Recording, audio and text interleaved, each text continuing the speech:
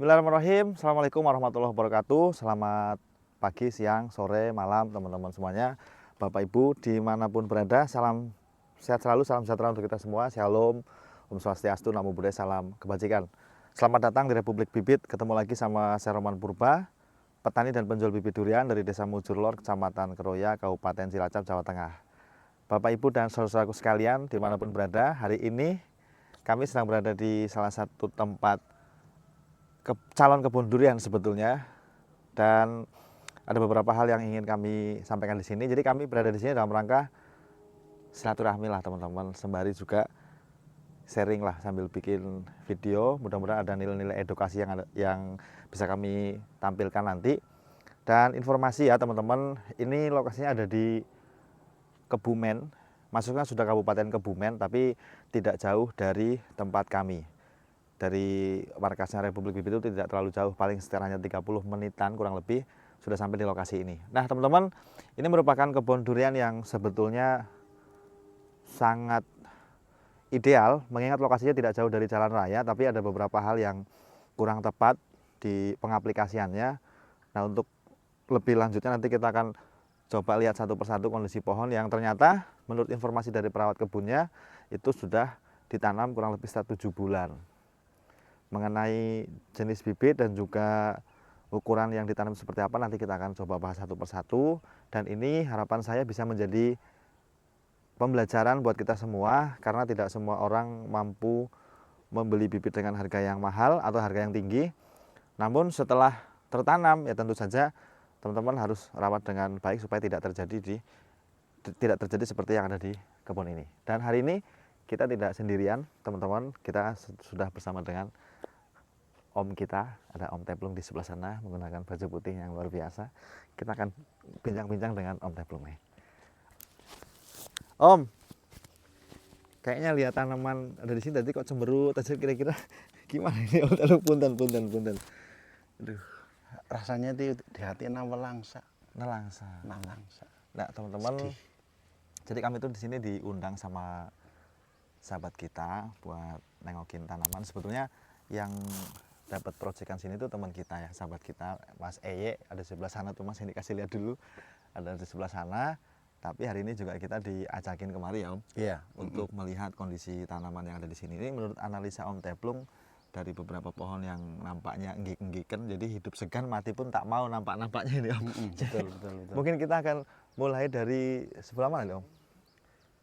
Dari sebelah sini yang masih ada kelihatan ada tondok-tondok iya, kehidupannya gitu ya. kehidupan ini ada layak hidup ini kayaknya nih. Ini mudah-mudahan masih bisa ketolong lah ya Om. Insya Allah ini masih bisa ini ya. Ya. Nah menurut informasi tadi Om, itu tuh kebun ini pada saat waktu awal penanaman itu lubang tanamnya itu dikasih pupuk kotoran kambing atau kotoran hewan atau pupuk kandang. Nah sebetulnya itu sudah sering kita ingatkan supaya lubang tanam itu sebaiknya jangan dulu dikasih pupuk apapun. Ya, kalaupun mau dikasih pupuk organik ataupun kotoran kambing itu tuh boleh nanti kita berikan pada saat sudah tertanam, dan itu pun harus ditabur di atas Om. Iya. Nah, jangan sampai di bawahnya akar. Jangan sampai di bawah akar. Betul. Oke lah, mungkin kalau untuk 1-2 bulan masih oke. Masih mampu. Tapi di bulan ketiga biasanya itu sudah mulai nampak dia efek daripada pupuk yang terlampau berlebihan itu sendiri. Walaupun si owner kebun ini tidak mempermasalahkan hal itu, tetapi tentunya ini bisa jadi pelajaran buat teman-teman yang lain Om. Iya. Karena tidak semua orang punya tingkat kesabaran dan punya stok uang kayak yang di kebun ini. Kalau sultan pohon mati beli lagi. Nah, tapi walaupun uangnya sebanyak apapun ya, siap, yang namanya orang menanamkan yang diharapkan itu hasilnya tumbuh bagus kan. Betul. Kita menanam walaupun uangnya banyak, tapi hasilnya kayak gini nggak ada hasilnya kan sayang. Betul. Akhirnya ya kurang baik semua. Betul. Dari penjual bibitnya, dari yang merawat, jadi kena semua kalau seperti ini. Betul. Sayang sekali. Nah, oke, mungkin akan kita kupas satu persatu Om tentang bagaimana sih kok bisa sampai terjadi hal seperti ini. Kita mulai dari pupuk dulu sambil jalan Om ya. Oke. Kenapa tidak boleh pupuk kotoran hewan atau kotoran kambing itu ditaruh di lubang tanam, itu kenapa alasannya Om Teplung? Yang jelas kan walaupun kita menanamnya untuk dari jenis durian yang bukan dongkelan, apalagi kalau dongkelan itu yang pertama kan di akar kita potong. Betul. Lalu setelah setengah bulan atau 15 hari mungkin sudah ada tumbuh akar-akar yang baru. Betul. Akar baru itu kan jangan sampai terlalu banyak air yang pertama. Oke. Yang kedua apalagi itu pupuk. Padahal yang namanya pupuk kue kambing itu kan kadar vitamin itunya kan sedikit lah ya. Oke. Jadi lebih Itu banyak pun ampasnya iya, ya. itu pun nggak mampu apalagi pakai pupuk Kimia kimia. atau pupuk sintetis. Iya. Luar biasa. Jadi kesimpulan yang bisa kami sampaikan ke teman-teman semua yang apa yang disampaikan Om Teplung tadi, bahwa sebaiknya kalau kotoran kambing itu jangan ditimbun atau jangan dikubur di area perakaran gitu ya Om. Iya, iya. Karena pohon itu belum mampu, akar muda itu belum mampu untuk mengkonsumsi pupuk yang sebegitu banyak. Gitu. Selain juga kalau gimana Om? yang jelas kalau yang yang namanya pemula itu kan nggak tahu, kurang tahu, masih Betul. belum paham kan Masih ya. belum ada pengalaman. Sedangkan saya pribadi kan bikin pohon durian itu dari kecil, Dari Mas. kecil. Dari biji, lalu setelah itu lalu disambung Sambung. pucuk. Jadi perkembangannya sampai ukuran 1 meter bahkan sampai jumboan itu Kita saya tahu. Betul. Jadi bisa memilih atau menyesuaikan kandungan apa yang Iya. diperlukan, terus bagaimana cara perlakuannya. Jadi sebenarnya emang kalau pohon durian ya setahu saya sebenarnya untuk perawatan sangat-sangat ringan lah. Sangat-sangat ringan, sangat-sangat mudah. Sepanjang kita tahu triknya Iya. atau kita sudah menguasai ilmunya. Iya, Betul. iya. Nah, ilmu seperti apa sih yang harus kita kuasai dalam merawat pohon durian? Sebetulnya tidak ada standar baku di dalam perawatan pohon durian. Sebab lain lahan itu lain pula cara perlakuannya. Iya, Nah, iya. kalau lihat tanah di model kayak gini teman-teman, sebetulnya kita nggak perlu pupuk yang sebegitu Nggak perlu banyak sama pun sekali. udah bisa tumbuh kan pohon kan. Nih, tuh kan udah gembur banget tuh. Ini udah gembur banget, ini udah empuk kayak gitu. Nah, kita beranjak ke sebelah sana, pohon sebelah sana. Nah, teman-teman, pohon-pohon yang di sini ditanam rata-rata udah ukuran 3 meter ya Om. Jadi pohon dongkelan itu tadi sudah disampaikan sama Om Teplung bahwa selain dia rawan stres karena akar banyak kepotong, ya juga sedapat mungkin jangan terlalu banyak pupuk kohe yang ditimbun di dalam tanah. Kemudian penyiraman juga seperlunya. Artinya jangan sampai disiram yang berlebihan. Berlebihan, jangan Menurut over informasi tadi, menurut informasi yang kami terima dari perawat kebunnya Om, tadi memang dianjurkan oleh si owner supaya disiram itu sampai beleber-beleber. Kayak gitu. Karena nah ini sekalian ya teman-teman, sekalian kita mau ajakin teman-teman semua diskusi lah, bukan bermaksud menggurui. Nah, ujung daun kering seperti ini menurut pengalaman kita, ujung daun kayak gini itu tidak bisa kemudian kita vonis bahwa ini kekurangan air Om. Nggak bisa. Iya kan? Iya. Jadi Nggak bisa. kadang-kadang ada orang yang cuma dikirimin foto, para konsultan gitu ya, mungkin ya. Dikirimin gambar seperti ini lalu langsung divonis bahwa ini kekurangan air. Kurang air. Sedangkan ini tuh masih basah. Loh kayak gini terus siramnya suruh dilep gitu, apa nggak tambah mate pohonnya teman-teman. Jadi Modar lah. kami bersyukur karena kami langsung datang ke lapangan. Jadi bukan hanya jarene gitu ya teman-teman. Om Teplung, iya kan? Itulah Masa kelebihan dari Republik Bibit. Masa- Selain menjual bibit itu kita datang memandu ke lapangan. sampai intinya sampai berbuah. Ya, jadi kita nggak bisa kemudian melihat kondisi pohon durian itu hanya penyakit khususnya ya, hanya pada hanya Daun. kita melihat daunnya saja atau kita melihat fotonya saja. Kita juga harus tahu historinya seperti apa, bagaimana pemberian pupuk dan lain sebagainya. Sekali lagi kami bukan bermaksud keminter, tetapi pengalaman di lapangan itu jauh lebih tepat, jauh lebih akurat, jauh lebih aktual daripada jarene atau hanya teori-teori saja. Mungkin ownernya ini dapat referensi dari YouTube mungkin ya. Tapi apakah yang ada di YouTube itu serta-merta kita bisa telan mentah-mentah? Kan nggak bisa Om. Apalagi dengan kondisi tanah yang berbeda, kelembaban, bagaimana dengan porositas tanah dan bagaimana daya ikat tanah terhadap air itu sejauh mana, kan kita juga harus pelajari. Nah, hal-hal seperti ini bukan hanya terjadi di pohon dongkelan teman-teman, ini juga tadinya pohon planterback. Tapi kalau perlakuannya sama, pupuknya kotoran kambingnya berlebihan di dalam lubang, Mau banyak mau sedikit itu enggak boleh kalau menurut saya Om. Karena saya pernah punya pengalaman di Jasinga, customer saya itu nanam Om 80 pohon, saya mesti ganti semua walaupun itu bukan kesalahan saya. Jadi waktu itu memang lubang tanam dikasih kohe, dikasih kotoran hewan. Efeknya kayak gini. Sama. Jadi 1 bulan masih aman, Masih aman. 2 bulan masih aman. Bulan ketiga baru terubus, belum sempat dia mekar, udah pada kering kayak gini. Nah ini kalau diterusin kayak gini teman-teman. Jadi kayak lagu zaman dulu Om, layu sebelum berkembang. Iya. Kayak gitu. Nah ini kita sambil ngelucu aja Om ya, biar nggak terlalu sepaneng gitu ya. Ini owner kebun ini kebetulan orangnya luar biasa. Dia bilang kalau mati beli lagi, kalau mati tanam lagi ya, kira-kira begitu. Nah semua teman-teman ya, bukan hanya pohon sebelah sana saja, tetapi pohon yang sebelah sini juga teman-teman boleh lihat. Ya kalau bahasa sininya asem-aseman Om. Asem-aseman. Iya. Jadi kayak gini-gini nih. Ini menurut kami berdasarkan obrolan kami dengan perawat kebunnya tadi. Jadi sebelum tanam itu kasih kotoran hewan yang banyak. Baru setelah tertanam siramnya sampai beleber-beleber. Jadi wis kewaregen banyu sama kewaregen pupuk. Jadi kebanyakan air dan kebanyakan pupuk. Nah kalau sudah begini teman-teman, biasanya yang paling disalahin pertama itu yang punya bibit Om. Iya. Padahal belum tentu kesalahan itu ada di penjual. Oke, bahwa bibit dongkelan itu memiliki kerawanan yang lebih tinggi daripada bibit planterback, iya. Tetapi tidak semua bibit dongkelan itu jelek Om Templung. Iya. Kita mesti ngomong demikian karena ya sepanjang bibit dongkelan itu sudah dikarantina dengan baik, ya sudah benar-benar sehat, insya Allah ditanam pun akan aman, sehat. Seperti itu teman-teman. Lagi gini nih. Nah, tapi teman-teman juga tahu ya, maksudnya kalau kayak gini walaupun ini sudah tidak ada daunnya, tapi teman-teman bisa lihat posturnya seperti apa, kemudian model rantingnya juga teman-teman pasti sudah tahu.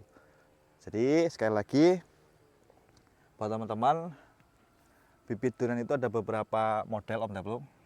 Ada planterback, ada dongkel, ada polyback. Iya. Gitu. Jadi teman-teman nanti tinggal tentukan saja mau nanam bibit yang jenis seperti apa.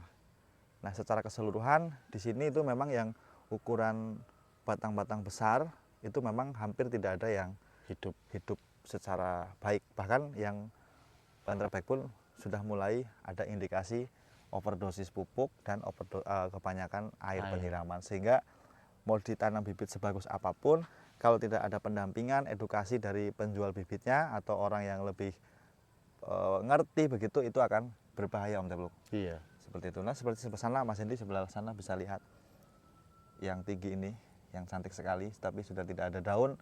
Itu tuh sayang banget ya teman-teman. Saya kira itu harganya juga cukup tinggi, cukup mahal mungkin. Jadi maksud dan tujuan kami datang kemari selain juga memberikan informasi ke teman-teman semua, dan kami supaya menghitung ada berapa titik yang memang perlu diganti, yang selanjutnya nanti akan kita tanam ulang begitu Om ya. Iya. Mudah-mudahan nanti kita bisa datang lagi kemari bersama juga dengan Mas Eye yang ada di balik drum biru sebelah sana. Nanti mudah-mudahan kita bisa datang lagi untuk memberikan arahan sekaligus pendampingan penanaman di sini. Karena kalau lihat infrastrukturnya Om Templung ini udah cukup proper nih. Kayak pipanya udah mulai terpasang. Sebetulnya dengan kondisi pengairan seperti ini, bentuk lahannya seperti ini, kemudian kondisi tanahnya kayak gini juga sebetulnya itu tuh hal-hal yang sudah memenuhi syarat untuk bisa jadikan kebun durian yang bagus ya Om. Iya, betul. Tinggal betul. Pemilihan bibitnya harus yang tepat, kemudian juga perawatannya harus yang tepat. Nah teman-teman 7 bulan kalau pohon dirawat dengan baik dan bibitnya juga baik, saya kira udah gede Om, udah bikin pangling. Mungkin sudah bisa belajar pentil kalau yang jumboan kayak kalau gitu. Yang jumbo ya, kalau yang sehat gitu ya. Iya. Kayak gitu. Jadi pemilihan bibit durian itu penentuan pada saat penanaman, yang memilih bibit durian untuk ditanam itu sangat penting Om Templung. Iya betul sekali. Kayak gitu. Jadi ini informasinya ini usia 7 bulan, tapi kondisinya malah seperti ini. Dan ada yang lebih miris dari ini teman. Ya kita ke sebelah sana Om Templung. Jadi itulah kenapa kami selalu bilang jangan kasih kotoran hewan di dalam lubang tanam. Saya selalu bilang seperti itu. Karena kotoran hewan di dalam lubang tanam itu mau tanah sebagus apapun itu tidak boleh. Harus tetap ditabur. Nah kayak gini teman-teman. Ini harapannya menurut saya sudah sangat kecil ya Om ya. ini meningso mungkin ini. Meningsoy kata Om Teplung. Meningso ini. Jadi daun Walaupun ini keluar semi baru, tapi kayaknya nggak mampu. nggak mampu lah. Nggak mampu. Mudah-mudahan nanti bisa teratasi dengan baik. Nah, sekali lagi teman-teman hati-hati kalau mau mengikuti YouTube mungkin Om ya. Iya. Jangan semua informasi yang ada di YouTube ditelan mentah-mentah dan diaplikasikan langsung. Karena kita tidak pernah tahu apakah tanah yang ada dibuat konten itu sama dengan tanah yang punya kita kan kita nggak Iya, tahu. Om. iya. Yang Kayak gitu. namanya tanah kan di setiap wilayah pasti beda. Pasti beda Om. Mm-mm. Jangankan lain kabupaten, Mm-mm. beda 500 meter aja tanahnya bisa lebih beda kan. Beda. Nah kayak gini-gini teman-teman nih. Tanahnya mulai kayak gini ini lumayan mengikat air ya. Jadi awet dia tingkat kelembabannya itu awet. Kemudian disiram dengan sampai dengan beleber-beleber.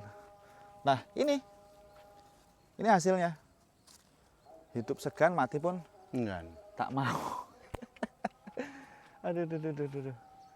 Ini makasih ya sekali lagi buat ownernya nih, makasih nih kami udah diperbolehkan bikin konten seperti ini. Insya Allah dengan ownernya ini mempersilahkan kami membuat konten ini Om, ini juga bisa bernilai ibadah Om. Iya, iya. Karena beliau ini yang punya kebun ini udah habis uang banyak.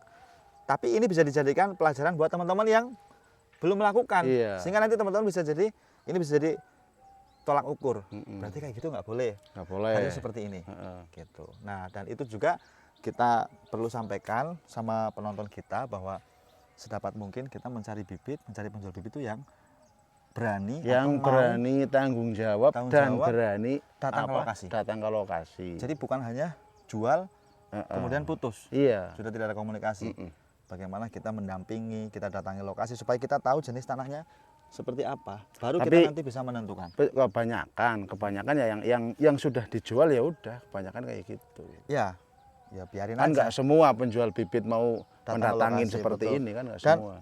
hari ini pun ternyata Om masih ada orang-orang penjual bibit yang udahlah biarin aja, nggak usah dikasih tahu bagaimana perawatan biar pohonnya mati biar nanti beli lagi. Iya. Ada itu masih ada Ada, yang kayak gitu-gitu. Apakah Om Teplung termasuk di dalamnya? Kayaknya enggak loh. Jangan Ya Om, deh ya. Nggak boleh lah kayak gitu lah. Jangan. Jadi sekali lagi kami ucapkan terima kasih banyak nih Om sama ownernya nih. Iya. Supaya video ini penting buat teman-teman supaya nanti teman-teman jadi paham, tahu mana yang boleh, mana yang tidak. Gitu. Ya Om, kita lihat pohon-pohon yang subur-subur ini Om. Mas Hendi, sebelah sini Mas. Kayaknya itu ada apa? Ada yang belum ditanam masih bagus tuh. Ya. Ini Mas Hendi, gini-gini nih. Ya Om, ini masih kelihatan. Tuh. Pupuknya masih ready kayak gitu. Sampai kering begini. Nih, teman-teman. Ini udah nggak ada harapan ini. Jadi trubusnya layu sebelum berkembang Om Teplung.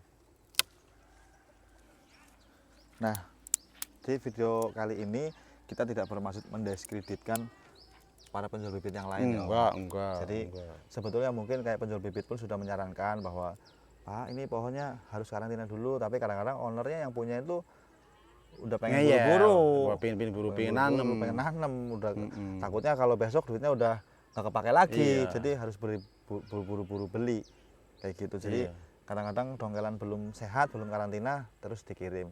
Nah itu adalah edukasi yang perlu kita sampaikan kepada customer kita gitu. Namun buat teman-teman yang mau nanam dan yang nggak mau banyak resiko, yang lebih minim resiko, sebetulnya ada pilihan bibit-bibit yang lain Om Teplung. Iya. Mulai dari yang polybag semakin Terbaik. kecil ya, kalau polybag itu tingkat kegagalannya sangat kecil Om. Iya. Walaupun tentunya repot karena masih kecil. Nah, lalu di atasnya itu ada planter bag ukuran 1 meter sampai dengan kalau menurut saya penanaman itu yang paling ideal itu maksimum 2 meter Om. 2 meter.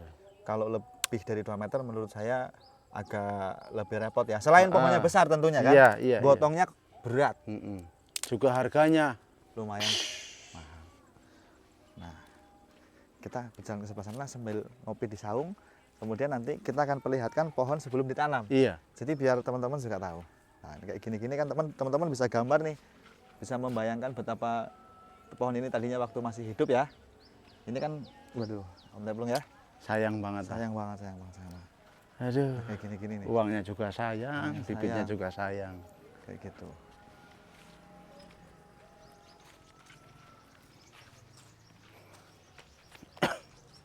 Wah, ini udah gede nih Om Tabung ya.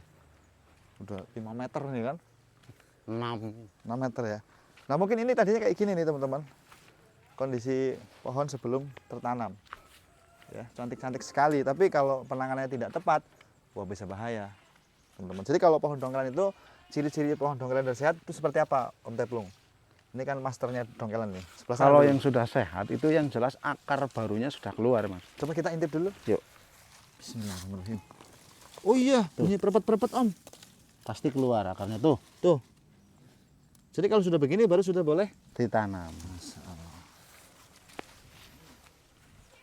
Oke ya teman-teman, kita lihat dulu sebelah sana kondisi pohonnya yang memprihatinkan. Wah ini tadinya rimbun banget Mas ini Mas, kelihatan kan rantingnya tuh, ranting rimbun sekali. Tapi mungkin karena itu tadi Om Teplung, bawahnya udah dikasih pupuk banyak, penyiramannya ugal-ugalan, Ugal-ugalan. Akarnya nggak kuat. mate, Meninggal. pohonnya. Begitu Om ya? Oke. Waduh udah sore nih Om. Ini Kita- juga lagi apa? Lumayan kekenyangan jadi Kenyang, agak sebentar. rempoh. Gitu. Jadi Mas Edi dulu sebelah sana Mas, hampir semua pohonnya pada kayak gitu. Mudah-mudahan video ini bisa menjadikan teman-teman dapat pengalaman ya dengan video ini supaya tidak terjebak atau tidak masuk ke lubang yang sama. Karena sayang sekali Om, pohon ratusan ribu tiba-tiba mati karena ketidaktahuan kita Iya. atau kurang tepat perawatannya. Berarti untuk menanam pohon durian, untuk berkebun durian itu nggak perlu memerlukan modal yang terlalu banyak. Sebetulnya kalau kita tahu Sebetulnya dan iya. kita tepat memilih penjual bibitnya, suppliernya itu sebenarnya tidaklah mahal, Nggak tidaklah mahal. begitu sulit sebetulnya teman-teman. Jadi tidak perlu mengeluarkan kocek banyak-banyak, artinya perbandingan dengan yang lain lah begitu. Yang saya maksud adalah kita bisa tanam ukuran yang kecil dengan kualitas yang sama, tapi pertumbuhannya pun tidak akan jauh beda dengan bibit yang Besar. kayak gini. Maksud kami itu seperti itu teman-teman. Sepanjang penanganannya tepat, pendampingannya tepat, insya Allah teman-teman tidak akan kecewa. Itu Om ya? Iya. Oke teman-teman, itu dulu video kita sore hari ini. Mohon maaf apabila ada kalimat kami yang kurang berkenan. Sampai jumpa di video selanjutnya. Om Teplung makasih. Oke, sama-sama. Assalamualaikum warahmatullahi wabarakatuh. Salam perdurianan duniawi.